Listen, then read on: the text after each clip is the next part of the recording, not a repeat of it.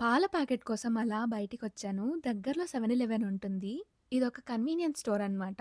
7-11, family mart, high life ఇవన్నీ కామన్‌గా అవైలబుల్‌లో ఉండే కన్వీనియన్స్ స్టోర్స్. కానీ మాకు మాత్రం 7-11 మాత్రమే దగ్గరలో ఉంది. ఇది కూడా 650 మీటర్స్ డిస్టెన్స్‌లో ఉంటుంది. ఊబర్‌లో ఆర్డర్ చేస్తే డోర్ డెలివరీనే ఇస్తారు. కానీ షార్ట్ వాక్ లాగా నాకు నచ్చుతుంది. అందుకే చిన్న చిన్న వాటి కోసం వాక్ చేస్తూ వస్తూ ఉంటానిక్కడికి. ఎందుకో చాలా రోజుల నుండి కోకోనట్ వాటర్ తాగుదాం అనిపిస్తుంది. కానీ ఇంకా ఇక్కడ సమ్మర్ స్టార్ట్ అవ్వలేదు. అందుకే బయట ఎక్కడ కోకోనట్స్ కనిపించడం లేదనుకుంటా. ఇంకా నాకు కావాల్సిన పాల ప్యాకెట్‌తో పాటు కోకోనట్ వాటర్ కూడా తీసుకున్నా.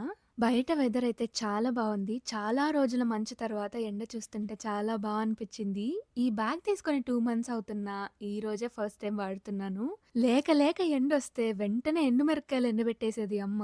ఇది చూడగానే అదే గుర్తొచ్చింది నాకు. వీళ్ళు కూడా మనలాగే చేస్తున్నారే అనిపిచ్చింది.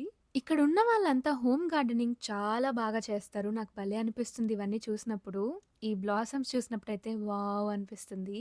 ఇవంతా మామూలుగా చూసేవే కానీ, కొత్తగా నాకీ బోర్డులన్నీ కనిపిస్తున్నాయి దారి పొడుగునా. ఏంటబ్బా అని చూసి ట్రాన్స్‌లేట్ చేస్తే ఎవరో చనిపోయారు. మన సైడ్ శ్రద్ధాంజలి అని బ్యానర్స్ ఏస్తారు కదా!